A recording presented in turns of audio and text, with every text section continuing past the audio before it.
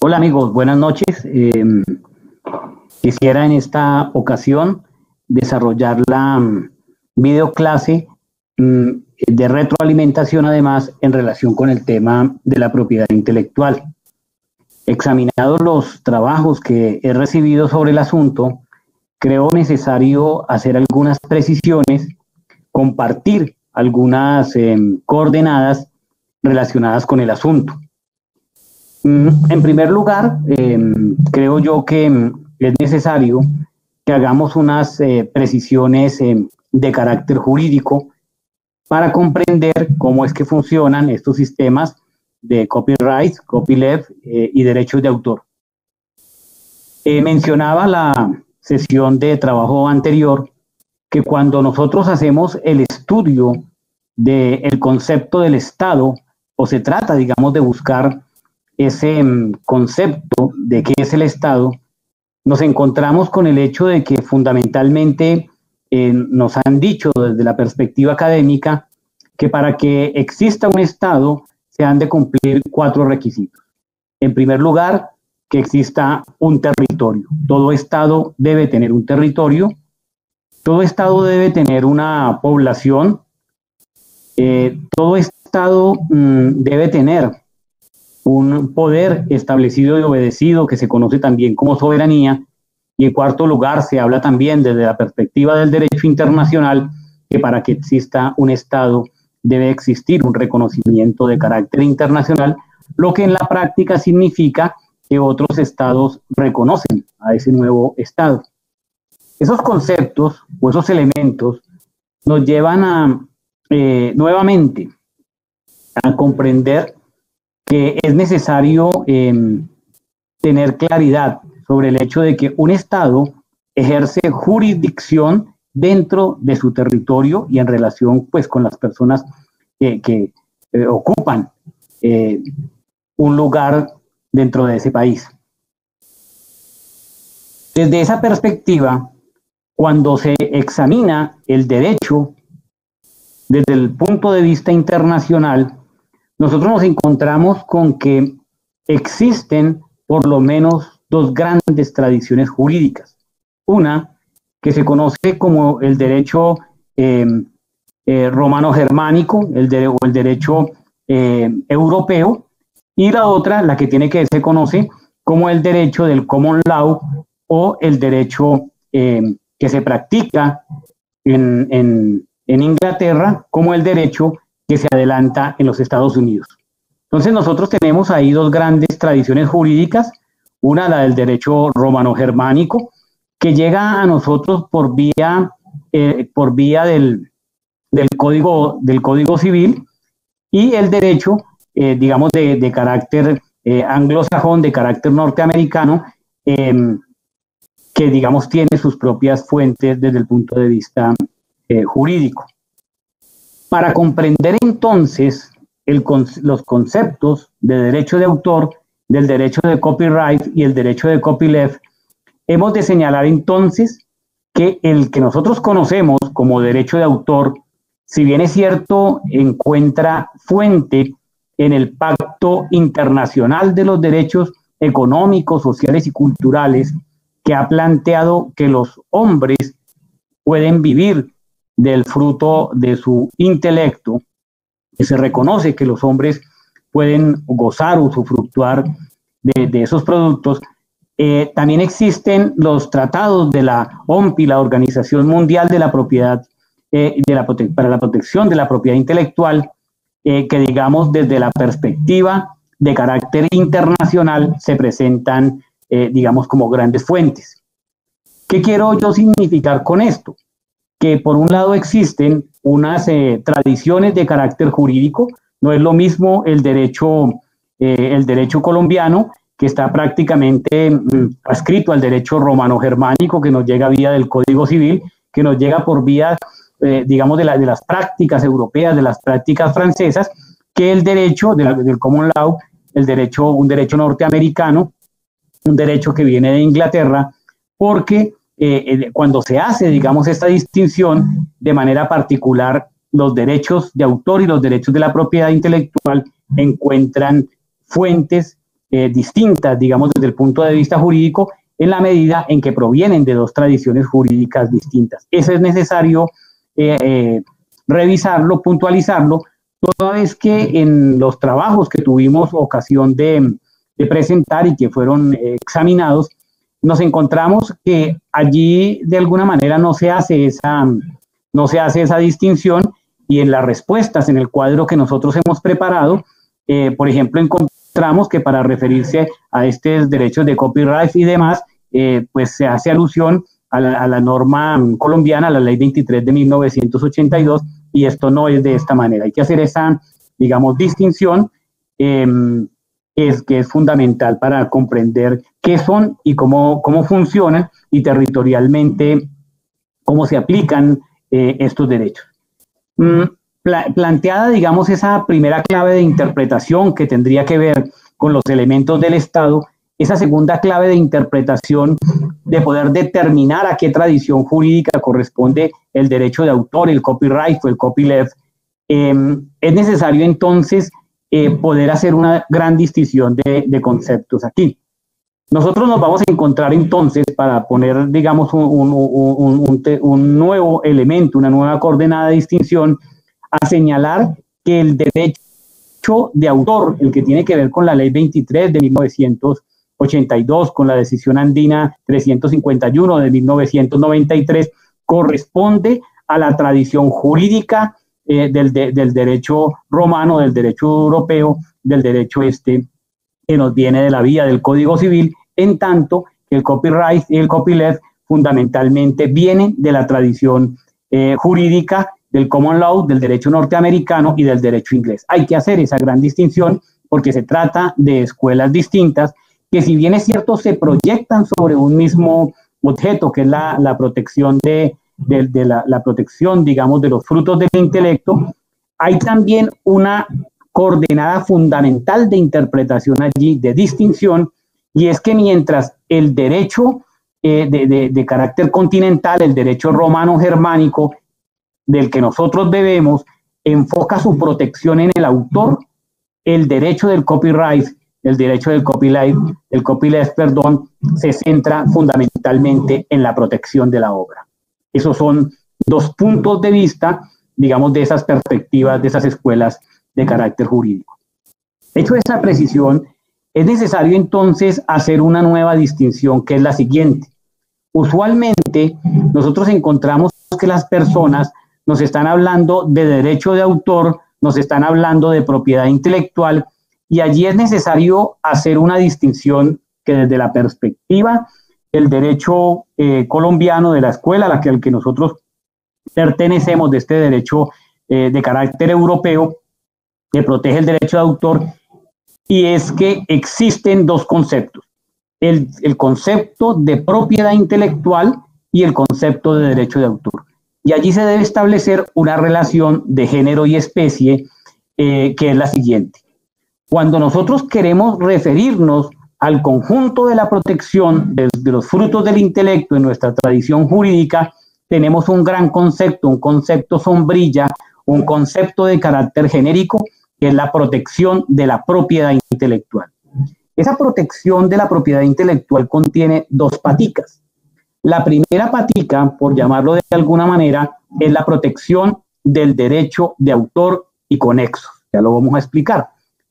Una segunda patica tiene que ver con la protección de la propiedad industrial. Así, mientras nosotros con el derecho de autor estamos protegiendo las obras de carácter literario, con los derechos de la propiedad industrial estamos protegiendo, por ejemplo, las marcas.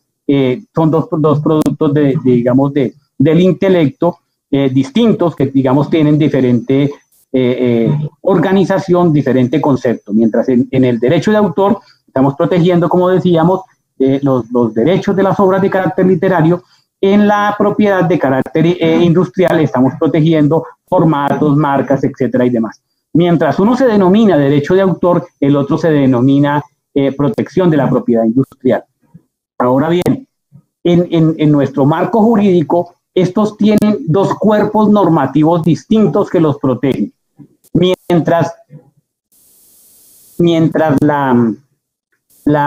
el derecho de autor está protegido a nivel nacional por la Ley 23 de 1982, Derecho de Autor y Conexos, y además por la Decisión Andina 351 de 1993, y su protección, digamos, corresponde, o el centro, el epicentro institucional desde donde se hace esta regulación, proviene fundamentalmente del Ministerio del Interior, de la Dirección de Derechos de Autor, en lo que tiene que ver con registros y demás, y digamos desde el punto de vista de la acción penal, digamos que la hace la Fiscalía, cuando por ejemplo se presentan conductas que atentan contra ese derecho de autor. En el caso de la propiedad industrial, el epicentro institucional de su regulación es la Superintendencia de Industria y Comercio, en lo que tiene que ver con las marcas, patentes y demás. Entonces ahí, digamos, aparece esa gran distinción desde el punto de vista institucional. Ahora bien, aquí hay que señalar lo siguiente: esa protección de la propiedad industrial nos viene de la Decisión Andina 486 de 2000. Aquí, ¿qué está ocurriendo? Colombia hace parte de la Comunidad Andina, y el Estado de Colombia, que es una persona jurídica internacional, es decir, que es un Estado que puede adquirir derechos y obligaciones, se ha comprometido dentro de esta Comunidad Andina a que las normas que aplica en materia de protección de la propiedad intelectual, tanto del derecho de autor y conexos como de la protección de la propiedad industrial, se fundamentan, como ya dijimos, en la Decisión Andina 351 de 1993, que protege el derecho de autor y conexos, y en la Decisión Andina 486 de 2000, que protege la propiedad industrial. Hecha, digamos, lanzada, digamos, esa nueva coordenada que nos permite movilizarnos allí, entonces, digamos, se hace la invitación para que los estudiosos puedan, digamos, hacer la revisión tanto del material que se encuentra publicado en el curso, como, digamos, hacer la revisión de los trabajos que nos han presentado. Ahora bien, nosotros necesitamos, digamos, hacer algunas precisiones en cuanto a lo que corresponde, digamos, a nuestro régimen en particular. Entonces, digamos lo siguiente, mientras el copyright es un derecho que viene entonces, digamos, de protección del derecho de autor, que viene de la tradición norteamericana, la tradición de lo que llaman el common law, y digamos de esa tradición de carácter británico que, como ya dijimos, se centra en la protección de la obra. El copyleft, que pareciera ser, digamos, una vuelta dentro del término, digamos, también viene de esa tradición norteamericana, en la medida en que lo que se busca es generar un sistema flexible en el cual quienes detentan, digamos, los derechos sobre esas obras, pues pueden conferir una serie de autorizaciones para que sus obras puedan copiarse, reproducirse, etcétera, establecer, digamos, una serie de limitaciones a la manera de que el autor permite, digamos, determinados usos de su obra, pues bien sea para fines comerciales o que establezca algunas limitaciones, pero permite la utilización de su obra estableciendo una serie de condiciones. Mientras eso ocurre allí, y el centro de esa protección, entonces decimos nosotros, en esa tradición norteamericana y británica es la obra, en la tradición que manejamos, digamos, en el derecho que aplicamos en Colombia, la protección tiene que ver con el autor. Cuando nosotros entramos entonces a examinar, por ejemplo, la Ley 23 de 1982 o la Decisión Andina 351 de 1993, lo que nos vamos a encontrar es que ese derecho nuestro, desde la perspectiva del derecho de autor, lo que está haciendo es la protección de los derechos que, digamos, tienen allí como dos grandes dimensiones. Una es la protección de los derechos de carácter moral y otra, la protección de los derechos de carácter patrimonial de los autores. Me explico. En Colombia, los derechos de carácter moral son derechos que de alguna manera no se pueden transferir. ¿Qué quiere decir esto? Los derechos de carácter moral tienen que ver fundamentalmente con determinar quién es el autor de esa obra. El autor de una obra no dejará de serlo, ese es un derecho que, digamos, no se transfiere, lo que quiere decir, por ejemplo, que Escalona siempre será reconocido como el autor de La Casa en el Aire, como el compositor, pero Escalona puede hacer un negocio de carácter patrimonial, que es ceder los derechos de su obra para que se haga la reproducción, para que se pueda fijar sobre un soporte determinado, para que se le pueda explotar de carácter económico, puede incluso desprenderse de esos derechos patrimoniales, pero no se puede desprender de los derechos de carácter moral. Esa es una distinción fundamental. Ahora bien, cuando nosotros estamos hablando de la protección de derechos conexos, es porque ese derecho de autor también protege los derechos de otras personas, como por ejemplo, es posible que, digamos, como ya se ha dicho, Escalona es el autor de La Casa en el Aire, pero la interpretación que, por ejemplo, hace Carlos Vives, interpretar de una manera particular como lo hace Carlos Vives, esa interpretación es también, digamos, un producto, esa interpretación muy particular que hace Carlos Vives, que muy seguramente no podremos hacerlo, digamos, nosotros, pues porque no es nuestra competencia, no es nuestro talento, no es lo que hemos desarrollado. Esa interpretación en particular es protegida también por el derecho de autor y conexo. ¿Qué otras protecciones se presentan allí? La protección de los derechos de organismos de radiodifusión. Esto ocurre, por ejemplo, cuando una emisora contrata los derechos de un concierto, los derechos de un partido, es decir, contrata la posibilidad de acceder a esa señal, de acceder a esa interpretación para poder divulgarla, y esa organización entonces queda con la titularidad sobre esos derechos, lo que quiere decir que otros no se podrían colgar del cable o colgar de la señal sin su autorización, porque el derecho de autor protege, digamos, los derechos de ese organismo de radiodifusión, de esa otra empresa que ha adquirido esos otros derechos, de tal manera que mal podría otra empresa, sin la previa autorización de quien tiene la titularidad sobre esos derechos, colgarse sobre esa señal y redistribuirla, porque, digamos, allí terminaría afectando los derechos del organismo de radiodifusión. Esa protección, entonces, que hace el derecho de autor nuestro y conexos, digamos, se basa fundamentalmente en esa lógica. De tal manera que en los cuadros, digamos, que se han elaborado, es necesario poder desarrollar ese tipo de precisiones, porque, por ejemplo, nos hemos encontrado con que para copyright, copyleft, se cita la ley 23 de 1982, que es la ley colombiana. Pues esto no podría ser de esta manera, porque, como ya explicamos, corresponde a una tradición jurídica distinta, porque copyright, copyleft, pues corresponden a la tradición norteamericana, y pues nuestra norma, digamos, por ese principio de territorialidad, pues digamos, no es aplicable en el marco de esos derechos, y además resultaría contradictoria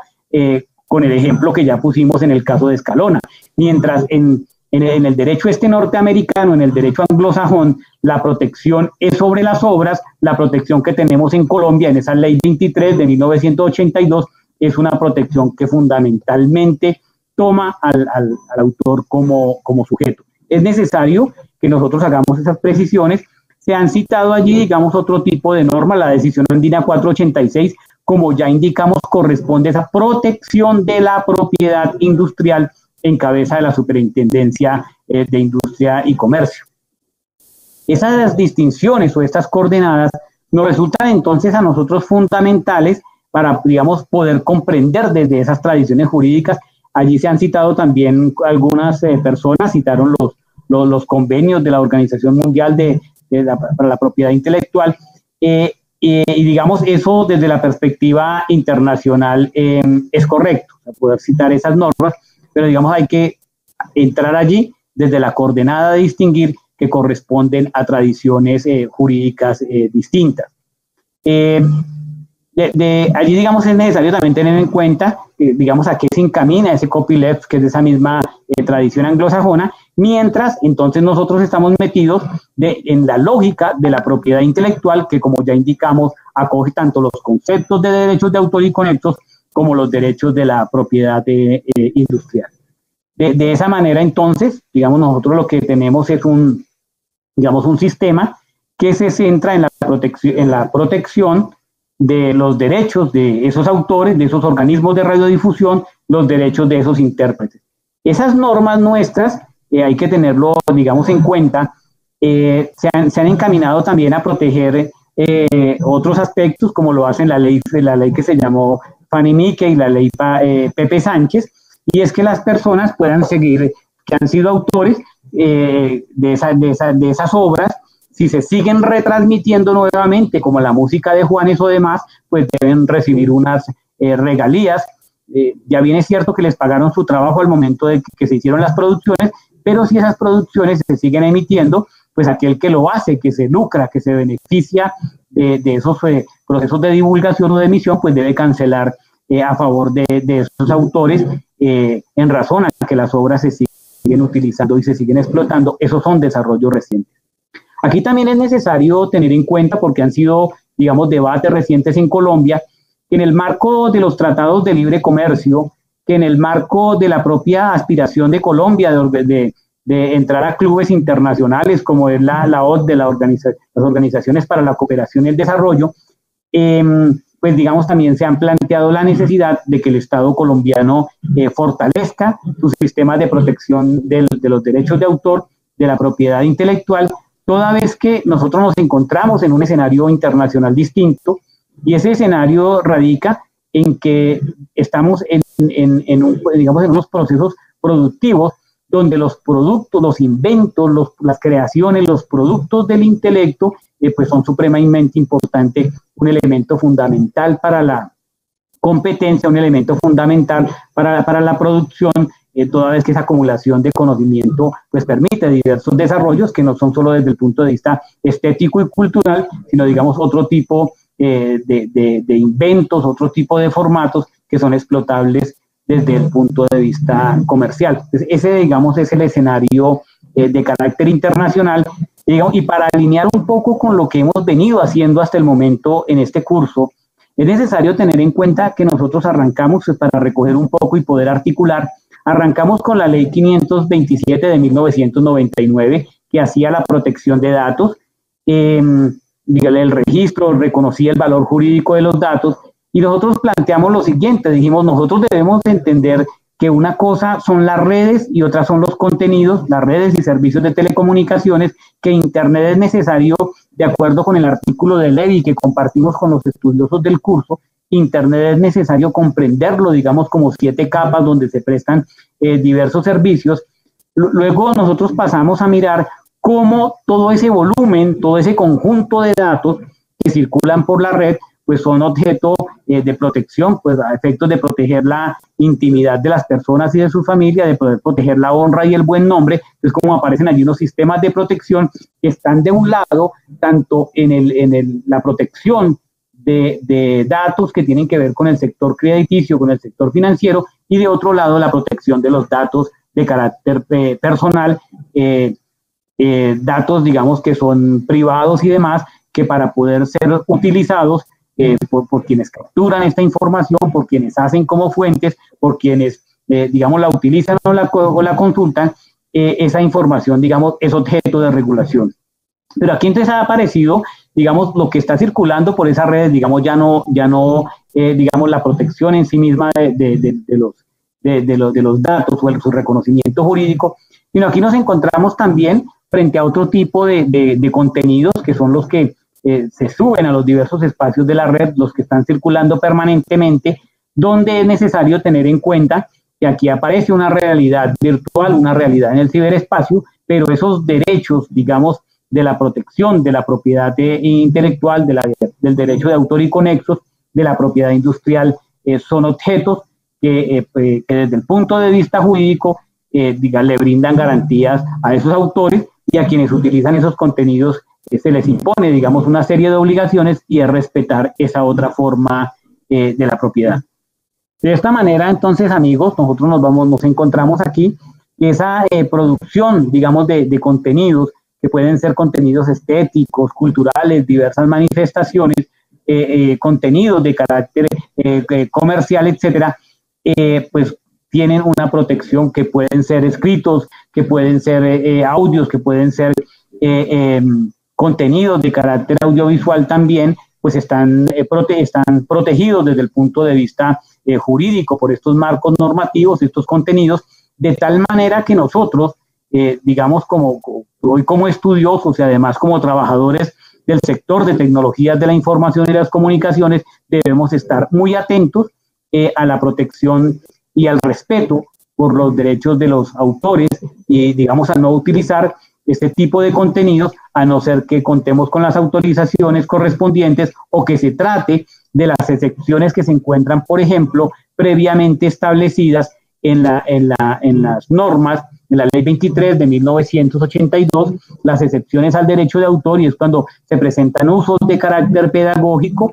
cuando, por ejemplo, son noticias de actualidad, cuando, por ejemplo, ya se ha extinguido el término de protección de las obras de acuerdo con la normatividad colombiana, pues poder, digamos, hacer uso de esas excepciones, porque en ocasiones circulan en el imaginario ideal de carácter erróneo. Por ejemplo, hay personas que para hacer producción audiovisual